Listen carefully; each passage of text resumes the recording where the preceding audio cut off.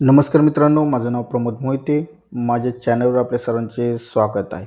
आजच्या व्हिडिओमध्ये आपण पाहणार आहोत की TDSचं रिटर्न कसं फाईल करायचं आणि त्याची प्रोसेस काय असणार आहे, ह्या व्हिडिओमध्ये आपण जाणून घेणार आहोत.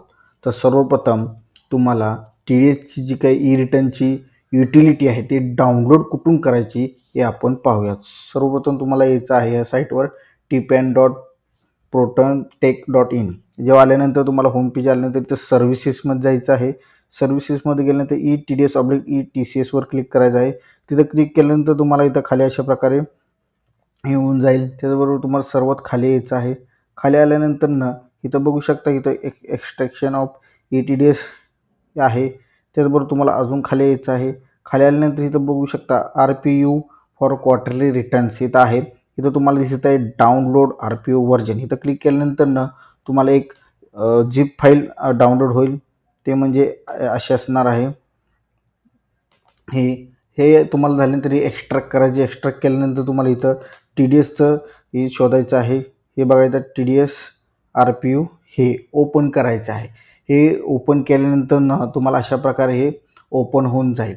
ओपन झाल्यानंतर तुम्हाला जो फॉर्म 6 भरायचा आहे, फॉर्म 26 असेल, फॉर्म 24 असेल, अशा प्रकारे फॉर्म आहेत. त्यामुळे तुम्हाला काय करायचं इथं करायचं आहे. इथं फॉर्मवर क्लिक केल्यानंतर तुम्हाला इथं Q1 चॉईस करायचं आहे. त्याबरोबर तुमचं फायनान्शियल इयर चॉईस करायचं आहे. त्याचबरोबर त्या जो डिडक्टर आहे त्याचा पॅन नंबर टाकायचा आहे. थोडक्यात म्हणजे कंपनीचा पॅन नंबर टाकायचा आहे, टॅन नंबर टाकायचा आहे. इथं खाली तुम्हाला पॅन नंबर टाकायचा आहे. त्याचं टाईप ऑफ डिडक्टरचं स्टेटस काय आहे, कंपनी आहे, इंडिव्हिज्युअल आहे, ते सगळं आहे डिटेल. आपली कंपनी असल्यामुळे कंपनी आपण चॉईस केलं आहे. त्या व्यक्तीचं त्या कंपनीचं नाव टाकायचं आहे, प्रॉपर्टरचं नाव टाकायचं आहे. जर तुमची ब्रँच डिव्हिजन असेल येस म्हणायचं आहे किंवा नो म्हणायचं आहे. त्याचबरोबर त्यांचा ॲड्रेस टाकायचा आहे कंपनीचा पूर्ण. इथं अशा प्रकारे हा टाकलेला आहे बघा ॲड्रेस. त्याचबरोबर पिनकोड टाकायचा आहे, स्टेट टाकायचं आहे. इथं तुम्हाला लँडलाईन नंबर टाकायचा आहे, मेल ID टाकायचा आहे. त्याचबरोबर जर GST नंबर असेल तर इथे GST नंबर टाकायचा आहे. हे टाकल्यानंतर तुम्हाला खाली यायचं आहे. खाली आल्यानंतर person responsible for deduction of tax, म्हणजे जर कंपनी असेल, प्रायव्हेट लिमिटेड असेल, पार्टनरशिप असेल, प्रॉपरेटर असेल तर त्याचा रिस्पॉन्सिबल कोण असणार आहे पर्सन, त्याला डिटेल टाकायचं आहे. इथं आपण नाव टाकलेलं आहे. त्याचबरोबर त्याचा ॲड्रेस, पॅन नंबर टाकायचा आहे. त्याचबरोबर पूर्ण ॲड्रेस टाकून त्याचा मोबाईल नंबर, मेल ID, त्याचबरोबर त्यांचे मोबाईल नंबर, मेल ID. तर जर तुम्ही इथं बघू शकताय हे हॅज रेग्युलर स्टेटमेंट फॉर 26, म्हणजे जर तुम्ही प्रिव्हियस इयरचं किंवा प्रिव्हियस क्वार्टरचं जर 26Q भरलेलं असेल, म्हणजे रिटर्न भरले असेल तर येस म्हणायचं, नसेल भरलं तर नो म्हणायचं. येस म्हणलं तर तुम्हाला काय करायचं, त्याची रिसिप्ट टाकायचे, म्हणजे जे काय आपण मागच्या क्वार्टरचं भरलेलं असेल रिटर्न, TDS रिटर्न. तर अशा प्रकारे तुम्ही बघू शकता. हे बघा आता आपण मागच्या वेळेचं भरले रिटर्न, तर इथं तुम्हाला RR नंबर दिसत आहे, तो तुम्हाला इथं खाली एंटर करायचा आहे. ही सगळी माहिती पूर्ण झाल्यानंतर तुम्हाला सेव्ह बी म्हणू शकता किंवा नेक्स्ट भरायचं आहे. चलन, आता हे चलनमध्ये तुम्हाला इथं जर जेवढी चलन असतील तिथं तुम्हाला काय करायचं, इथं ॲड रो म्हणायचं आहे. इथं तुम्हाला किती रो ॲड करायचे तिथं आकडा टाकायचा आहे. तर आपल्याला एकच होतं म्हणून एकच ॲड टाकलेलं आहे आणि इथं ओके म्हणायचं आहे. ओके म्हटल्यानंतर तुम्हाला इथं अशा प्रकारे ॲड खाली रो होती. त्यानंतर ॲड रो झाल्यानंतर तुम्हाला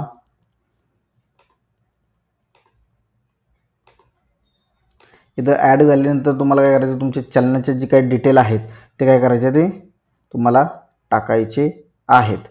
टाकल्यानंतर इथं बघू शकता तुम्ही, इथं मी जी काही टोटल डिपॉझिट अमाऊंट केलेली आहे ती इथं एंटर केलेली आहे. अशा प्रकारे इथं TDSची डिटेल टाकलेले आहे, सर्चेस काय असेल टाकलेले आहे, एज्युकेशन बी काय टाकलेलं असेल, एज्युकेशन तर तुम्ही बघू शकता. इथे चलन अशा प्रकारे आपण चलन भरलेलं आहे. तर हे चलनाची डिटेल आपल्याला काय करायचं, तिथे एंटर करायचं. इथं 2,500 रुपये आपण टाकले. सर्चेस काय नाही आहे, एज्युकेशन काय नाही, इंटरेस्ट काय नाही, फी काय नाही आहे, पेनल्टी काय नाही आहे. त्याचबरोबर टोटल आपल्याला इथं आलेलं आहे. त्याचबरोबर तुम्हाला BSR कोड टाकायचा आहे. हे बघा इथं असा BSR कोड असतो चलनामध्ये, तो इथं तुम्हाला एंटर करायचा आहे. जर तुम्हाला जे date on which amount deposit through चलन हे तुम्हाला इथे टाकायचं आहे.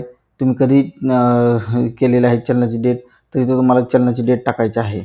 मग आता आपल्याला चलनाची डेट जी काय दिसणार आहे ते इथं तुम्हाला चलनावर दिसेल आहे 7/7/2025. तिथंच तुम्हाला ते काय करायचं आहे, एंटर करायची आहे. इथं टाकलेले आहे. त्याचबरोबर तुम्हाला नेक्स्ट काय डिटेल आहे तर आहे ते म्हणजे चलन सिरियल नंबर. मग चलन सिरियल नंबर तुम्हाला चलनावरच भेटून जाईल. हे बघा, इथं चलन नंबर आहे तो तुम्हाला इथं टाकायचा आहे. त्याचबरोबर इथं तुम्हाला नो म्हणायचं आहे. नो म्हटल्यानंतर तुमचं काय बाकीचं काय 00 टाकायचं आहे. मायनर हेड जो काय आहे तो आपल्या इथं टाकायचा. मायनर हेड तुम्हाला इथं दिसत आहे जो 200 आपण इथं एंटर केलेला आहे. अशा प्रकारे आपलं हे काय झालेलं आहे, चलन डिटेल झालेलं आहे. आता आपल्याला ॲनेक्चर 1 भरायचं आहे. ॲनेक्चर 1मध्ये जो काही तुमचा इथं बी सेम तुम्हाला तसंच करायचं आहे. इन्सर्ट रो म्हणायचं, किती इन्सर्ट करणारे, 1 तर 1 केली, 2 तर 2 केले.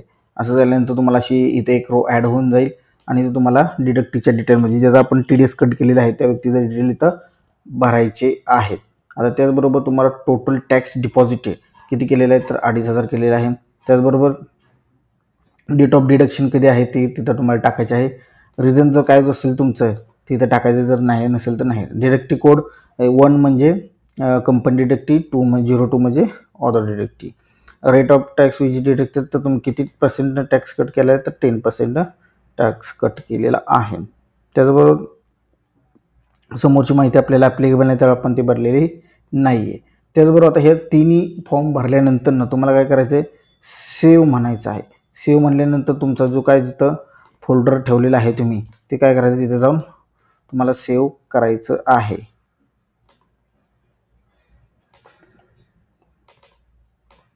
इथं तुम्हाला काय करायचं, तुमच्या जिथं जिथं तुम्ही हे ठेवलेलं आहे डाटा तिथं जाऊन सगळ्या गोष्टी सेव्ह करायच्या आहे. TDS रिटर्न आणि इथे तुम्हाला सेव्ह म्हणायचं आहे. सेव्ह म्हटल्यानंतर ही जी काय आपण डाटा फिलअप केलेला आहे तिथं आपल्याला एक फाईल तिथं सेव्ह झालेली आहे. त्यानंतर तुम्हाला काय करायचं आहे, या सगळ्या गोष्टी तुम्हाला चेक करायचं आहे. आता डाटा सेव्ह झालेला आहे तर आपल्याला काय करायचं आहे, क्रिएट फाईल करायचे. सेव्ह झाल्यानंतर क्रिएट फाईल करायचं आहे. क्रिएट फाईल केल्यानंतर तुम्हाला इथे एक चलन लागतं बघा, चलन input file name of path, म्हणजे जिथं CIF असतं फाईल ती कुठून डाउनलोड करायची तर तुम्हाला इन्कम टॅक्स साईडला जायचं आहे. साईडला गेल्यानंतर तुम्ही खाली इथं आल्यानंतर तुम्हाला इथं अशा प्रकारे डाउनलोड CSI फाईल इथं क्लिक करायचं आहे. इथं क्लिक केल्यानंतर तुमचं जे टॅन नंबरनं जे चलन भरलेलं आहे तर इथं तुम्हाला काय करायचं आहे, टॅन नंबर एंटर करायचा आहे. आपला हा टॅन नंबर आहे तर हा टॅन नंबर इथे एंटर करायचा आहे.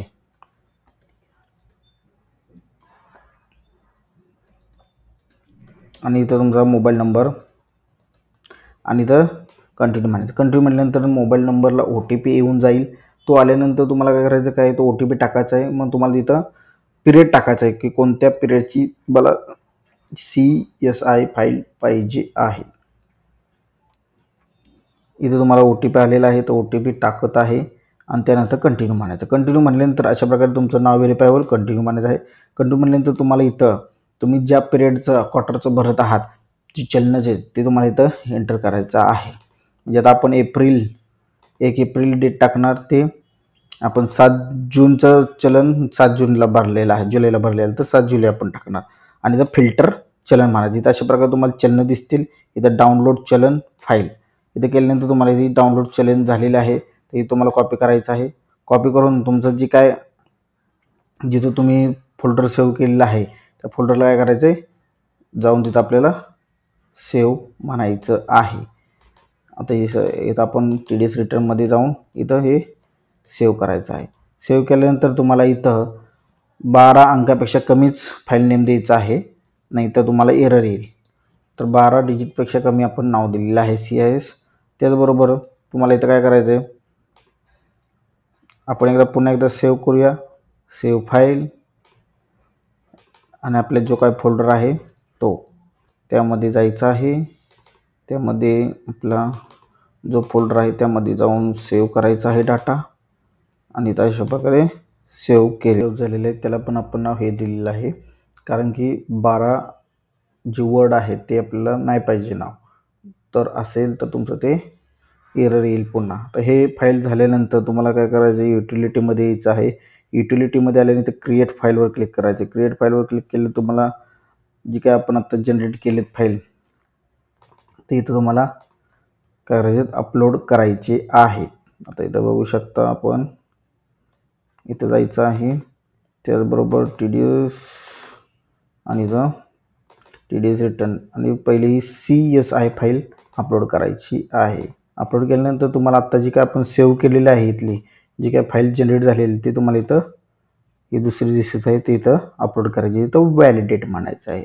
व्हॅलिडेट म्हणल्यानंतर तुमची जी काय फाईल आहे ती काय होणार आहे, जिथं आपण आत्ता दोन्ही फाईल ठेवल्या तिथं तुम्हाला काय होणार, सेव्ह होणार आहे. इथं बघू शकता फाईल व्हॅलिडेटेड सक्सेसफुली पाहतीने ते ओके म्हणायचं आहे, ओके म्हणायचं आहे, ओके म्हणायचं आहे. ओके म्हणल्यानंतर तुम्हाला काय होणार आहे, अशा प्रकारे हे बघा आता आपली फाईल जनरेट झालेली आहे अशा प्रकारे. तर आपल्याला ह्या जी सर्व फाईल झालेली आहे, तर तुम्हाला PDF कॉपी जनरेट झालेली आहे आणि ह्या आपल्या 2 फाईल होत्या पहिल्या. त्याचबरोबर इथं तुम्हाला जी काय इथं टाईप आहे FVU फाईल ही जी आहे तुम्हाला ते काय करायचं आहे, राईट क्लिक करायचं आहे. राईट क्लिक करून झिप फाईल म्हणायचं आहे. झिप फाईल म्हणल्यानंतर तुमची अशा प्रकारे ही झिप फाईल होईल आणि हे काय करायचं आपल्याला इन्कम टॅक्सच्या जी काय तुमचं TDSचं लॉग इन आहे इथं लॉग इन करायचं आहे.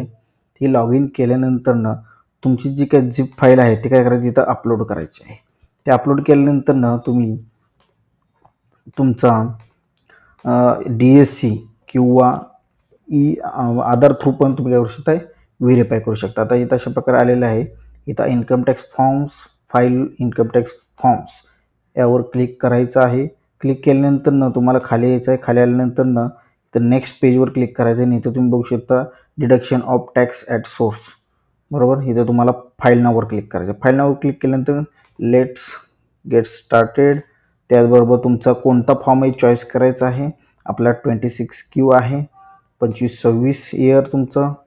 त्याचबरोबर Q1 रेग्युलर, बरोबर. आणि इथं तुम्हाला काय करायचं, अटॅच फाईल आहे ती आपण आता जी काही झिप फाईल केली होती ती इथं अपलोड करायची आहे. अपलोड केल्यानंतर झिपच फाईल इथं अपलोड करायची आहे, हे लक्षात ठेवा. झिप फाईल जर व्यतिरिक्त काय केलं तर तुम्हाला ते अपलोड होणार नाही आहे. उदाहरण तुम्हाला दाखवतो. हे बघा आता, हे समजा हे अपलोड केले तर तुम्हाला अशा प्रकारे generate FVU file should be zip असं एरर येईल. त्यामुळे तुम्हाला ती FVU फाईल आहे ते तुम्हाला करायची झिप करू. FVU फाईलच फक्त, बाकी कोणती करायची नाही आहे. आणि प्रोसीड टू व्हेरीफाय क्लिक करायचं आहे. Are you sure, yes. आणि तुमचं आधार थ्रू किंवा DSC दोन्ही ऑप्शन अवेलेबल आहेत आणि इथं तुम्हाला क्लिक करायचं आहे. क्लिक केल्यानंतर तुमच्या जो काय कंपनीला ऑथोराइज पर्सन आहे किंवा DSC आहे तिची DSC लावून किंवा आधार OTP सेंड करून काय करायचं आहे, आपल्याला हे TDSचं रिटर्न सबमिट करायचं आहे. अजून आपल्याला आधार OTP आलेलं नाही आहे, तर आपण आधार OTPची वाट बघूया. आधार OTP आलेला आहे. आता आपण आधार OTP टाकत आहोत. टाकल्यानंतर तुम्ही व्हॅलिडेट म्हणायचं आहे. व्हॅलिडेट म्हणल्यानंतर इनव्हॅलिड OTP म्हणत आहे, तर आपल्याला एकदा OTP करेक्ट टाकायचा आहे आणि व्हॅलिडेट म्हणायचं आहे. व्हॅलिडेट म्हणल्यानंतर तुम्हाला असं कन्फर्मेशन आर यू, तर येस म्हणायचं आहे. आणि अशा प्रकारे आपलं काय झालेलं आहे, TDS रिटर्न सबमिट झालेलं आहे. इथं गो टू डॅशबोर्ड म्हणायचं आहे आणि इथं तुम्हाला अशा प्रकारे ई फाईलमध्ये जाऊन व्ह्यू फाईल फॉर्म्सवर क्लिक करायचं आहे. आणि आत्ता आपण जे 25-26 दिसत आहे तर तुम्हाला इथं क्लिक करायचं आहे. क्लिक केल्यानंतर इथं बघू शकता की आत्ता आपण काय केलेलं आहे, TDS रिटर्न फाईल केलेलं आहे. आणि इथं अशा प्रकारे ॲक्सेप्टेड ॲट ई फायलिंग, म्हणजे आपलं कोणतेही एरर आले नाही, जी काही रिटर्न फाईल केली ते प्रॉपर आहे. आणि इथं तुम्हाला डाउनलोड रिसिप्ट म्हणायचं आहे, क्लिक करायचं आहे आणि डाउनलोड म्हणायचं आहे. डाउनलोड म्हटल्यानंतर तुमची जी काय ॲक्नॉलेजमेंट आहे ती इथे येऊन जाईल. अशा प्रकारे हे बघू शकता आपली काय झालेली ही ॲक्नॉलेजमेंट आलेली आहे, जी काय आपण आत्ता ITR फाईल केलेलं आहे ते.